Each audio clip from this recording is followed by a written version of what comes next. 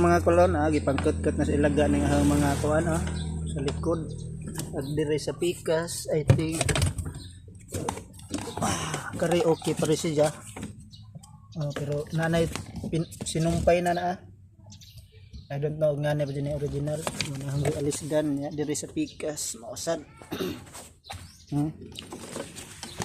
Pangkut-kut sa ilaga na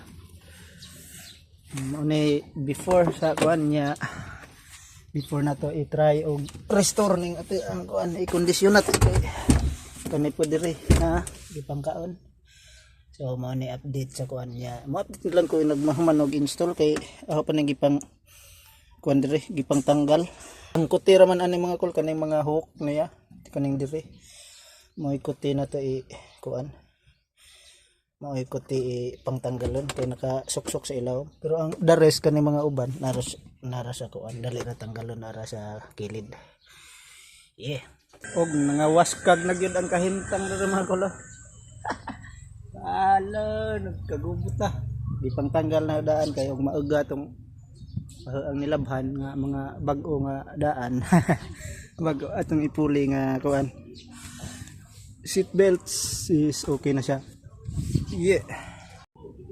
Og nahuman ako panglaba sa ahong mga kinumpra. Di ara. Itong labhandaan sa itaod aron beautiful. Og diri mga kol sugdan na natag pangpuli ang mga daan. Nahuman na pangtanggal ang gitandi-tandi og mas okay ra ba kung tan-aw kay okay ra man bisag dili kayo sila pareha og spec sa original. So hinay-hinayan na nahog puli man kol ahon ng itaod.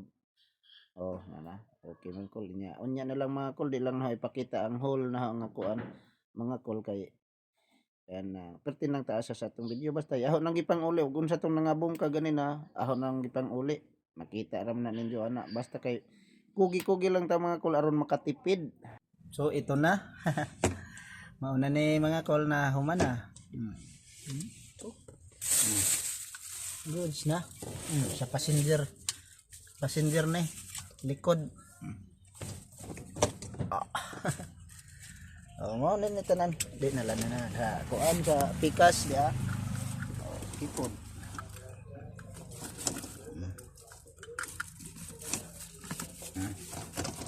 Release okay sa ato ang drivers kay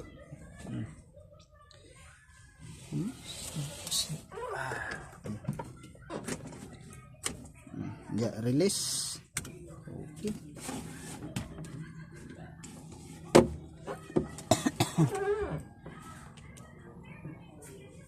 Diri po sa passenger front passenger yara po computer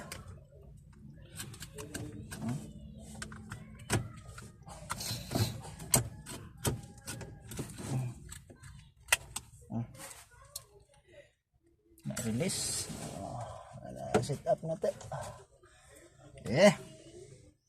kung dahil gastuan ni mga kol palitanan sa second hand is 600 kay 150 per pair kani pares kani og karing hook pares nya pares pod adto katong bira og karing iyahang hook pod are so 300 ang diri nya 300 pod og dito sa likod nga duha to 600 tanan.